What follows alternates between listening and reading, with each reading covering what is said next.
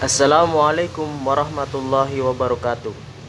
Kembali lagi kita bertemu dalam mata kuliah Matematika Ekonomi. Pada kali ini saya akan membahas materi mengenai deret.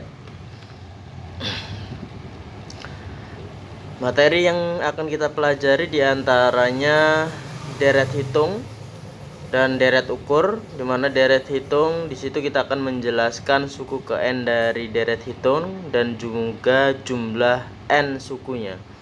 Begitu juga dengan deret ukur dan penerapannya dalam dunia ekonomi. Yang pertama, pengertian dari deret itu sendiri adalah rangkaian bilangan yang tersusun secara teratur dan memenuhi kaidah-kaidah tertentu.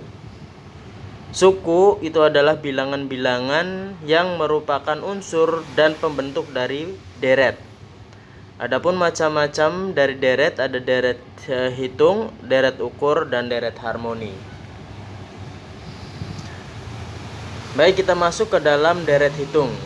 Deret hitung adalah deret yang perubahan suku-sukunya berdasarkan penjumlahan terhadap sebuah bilangan tertentu. Bilangan yang membedakan suku-suku dari deret hitung itu dinamakan sebagai pembeda, yang tak lain adalah selisih antara nilai dua suku yang berurutan. Sebagai contoh, bisa kita perhatikan di situ ada 5, 10, 15, 20, 25 dan 30. Ini merupakan deret hitung di mana pembedanya itu adalah 5. Jadi selisih antara angka setelah dikurangi angka sebelumnya itu adalah 5. Kemudian contoh di bawahnya yaitu 90, 80, 70, 60, 50, 40. Pembedanya adalah min 10. Di mana angka setelahnya itu lebih kecil ya. Jadi pembedanya adalah min 10. Itu adalah contoh dari deret hitung. Sekarang mari kita pelajari suku ke n dari deret hitung. Seringkali dalam berbagai soal matematika kita diminta untuk menghitung suku ke n dari sebuah deret hitung. Kita ambil salah satu contoh ya, misalkan di sini ada 5, 10, 15, 20, 25, 30 ya. Dimana 5 itu adalah S1 atau suku pertama, suku kedua, suku ketiga sampai dengan suku ke-6 ya.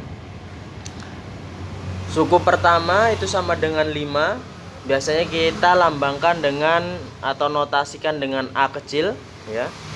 Dimana suku kedua itu sama dengan 10, itu sama dengan A atau suku pertama ya, ditambah dengan B ya. B di sini adalah sebagai pembeda ya, sebagai pembedanya atau selisihnya. Jadi A plus B sama dengan ya, atau sama dengan A plus 2 min 1 B. Kalau kita menghitung suku ketiga itu adalah 15, itu sama dengan A plus 2B ya. Bedanya berarti kalau suku kedua berarti 5 kali 10 ya. Atau sama dengan A plus 3 min 1 dikali B ya. Jadi suku ketiga dikurangi 1. Kemudian suku keempatnya 20 itu sama dengan A ditambah 3B. Jadi dikalikan ya, pembedanya 3 kali kalau suku keempat. Kalau suku kelima ya berarti nanti dikalikan 4 ya.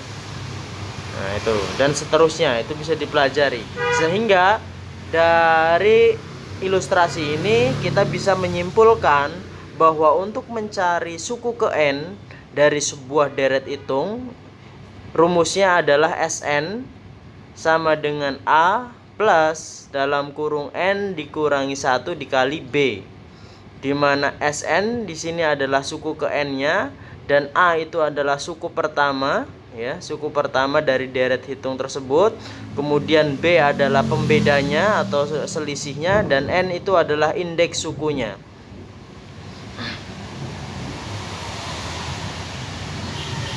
Nah, kemudian kita masuk ke dalam bagaimana menjumlah N suku. Jadi jumlah sebuah deret hitung sampai dengan suku tertentu tidak lain adalah jumlah nilai suku-sukunya. Nah, ini Jn sigma Si ya, sama dengan S1 ditambah S2 ditambah titik-titik-titik sampai dengan suku ke N ya. Jadi kita menjumlahkan dari jumlah suku-suku yang ada ya. Sehingga kalau kita diminta untuk menghitung jumlah suku keempat ya, jumlah suku keempat ini, maka kita tinggal menjumlahkan ya, dari suku pertama, suku kedua, suku ketiga, dan suku keempat ya. Begitu juga kalau kita diminta untuk menjumlahkan suku kelima sampai dengan suku kelima ya, berarti kita tinggal menjumlahkan S1, S2, S3, S4, dan S5 dari suku-suku tersebut dan suku ke-6 ya. Nah, berdasarkan rumus dari suku ke N yang tadi yang kita ilustrasikan ya, dimana suku ke N itu adalah A plus B, kemudian dalam kurung N dikurangi 1 dikali B, maka dapat kita uraikan ya, kalau kita mencari jumlah suku sampai keempat ya, sampai suku keempat, dimana suku pertama tadi sudah saya jelaskan ya, suku pertama itu adalah A ya, kemudian ditambah suku kedua berarti A plus B, kemudian ditambah suku ketiganya berarti A plus 2B ya, kemudian suku keempatnya adalah A plus 3B ya. Sehingga ya, ini adalah suku pertama ya, suku kedua, kemudian suku ketiga, dan suku keempat. Sehingga kita menemukan ya, rumus untuk menghitung jumlah suku keempat itu adalah 4A ditambah 6B. Begitu juga kalau kita diminta untuk menghitung suku sampai suku kelima ya, tinggal sama ya seperti di suku keempat, hanya saja kita tambahkan suku kelimanya. Nah, di sini ada suku kelimanya ya, A ditambah 4B. Sehingga kita menemukan rumus untuk menghitung jumlah suku kelima adalah ini. Ya. Kemudian untuk menghitung rumus suku ke-6-nya, jumlah suku ke-6-nya tinggal ditambahkan ini ya kan. Dari ilustrasi yang sebelumnya di atasnya, A plus 5B, sehingga ketemu untuk menghitung jumlah suku ke-6 itu adalah 6A plus 15B ya, 15 dikali, jadi 6 dikali suku pertama ditambah 15 dikali pembedanya ya, suku pembedanya.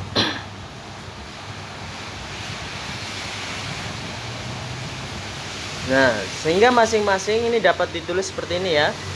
Jadi untuk mencari J keempat ya, jumlah suku keempatnya ini ada 4A ditambah 6B tadi ya, itu sama dengan 4A plus 4/2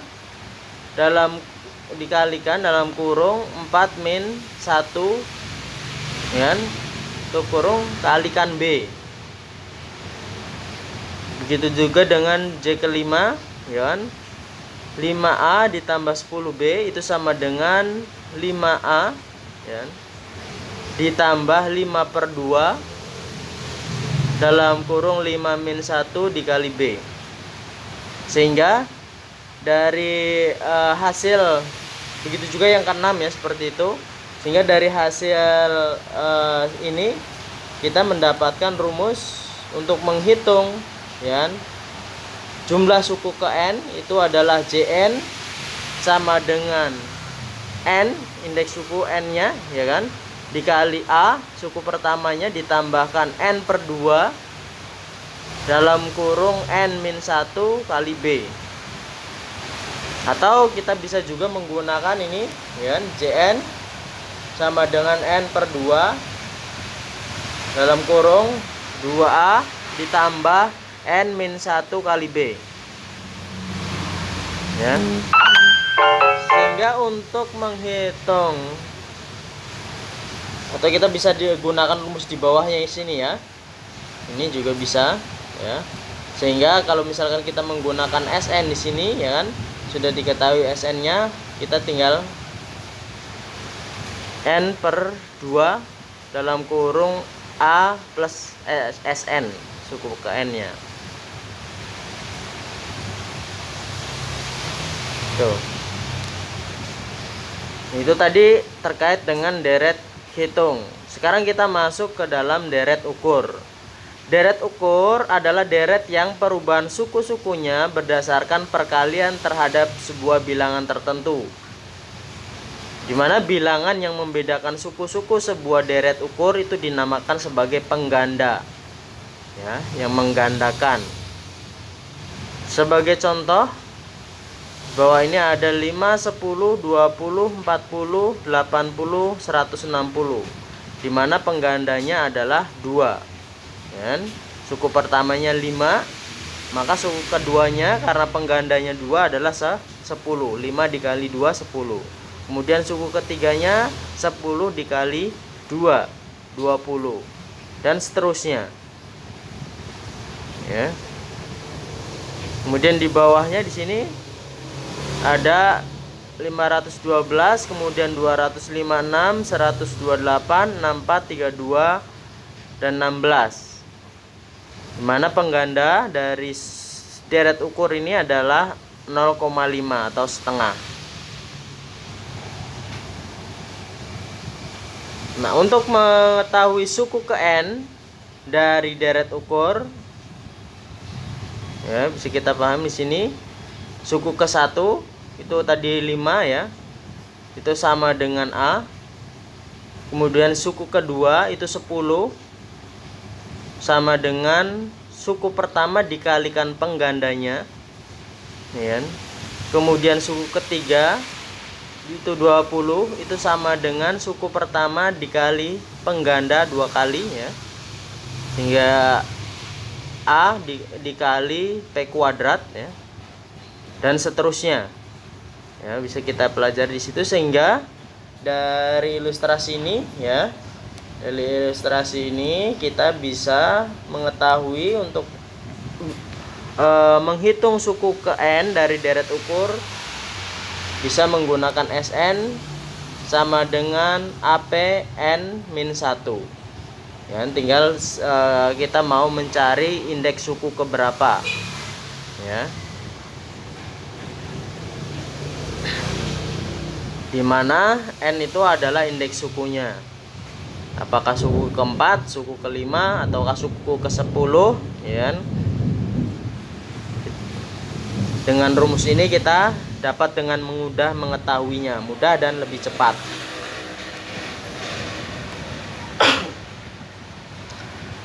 Kemudian kita masuk ke dalam jumlah n suku dalam deret ukur. Jumlah n suku ya sama sebenarnya, ilustrasinya seperti deret hitung ya. Hanya saja di sini kita menggunakan istilah pengganda ya. Nah, jadi istilahnya sama saja, kita menghitung dari suku-suku yang ada ya, suku pertama, suku kedua, suku ketiga, dan seterusnya ya. Tinggal kita mau menghitung sampai suku ke berapa ya. Jadi berdasarkan n rumus, Sn sama dengan AP pangkat n-1, maka Jn sama dengan ini ya, yang pertama A dikali AP, kemudian AP kuadrat, AP 3 ini ya, AP pangkat 3 dan seterusnya. Nah, jika dikalikan dengan bilangan-bilangan pengganda P, maka ya kita kalikan, maka akan ketemu AP ini ya,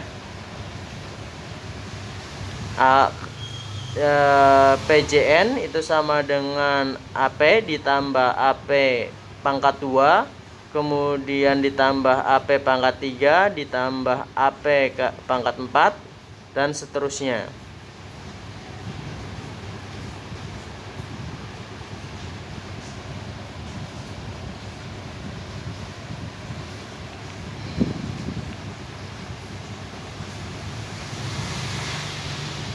Nah,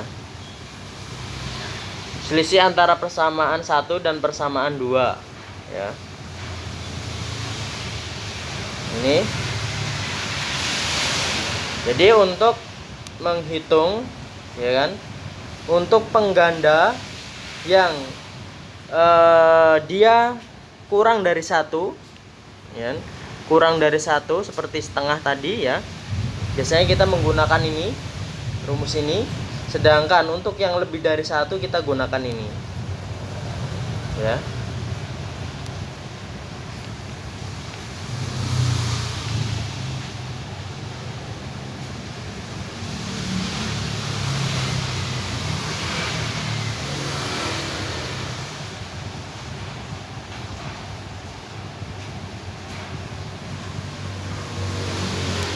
Nah, ini dalam ilmu ekonomi ya kan, kita biasa menggunakan biasanya deret hitung dan deret ukur ini biasanya dalam hal pertumbuhan ya, menghitung pertumbuhan penduduk, pertumbuhan produksi dan lain sebagainya. Nah, aplikasinya dalam aktivitas ekonomi atau dalam kegiatan ekonomi biasanya kita menggunakan deret ukur dan deret hitung ini. Ya, saya rasa materinya cukup sampai di sini untuk materi deret. Terima kasih atas perhatiannya. Assalamualaikum warahmatullahi wabarakatuh.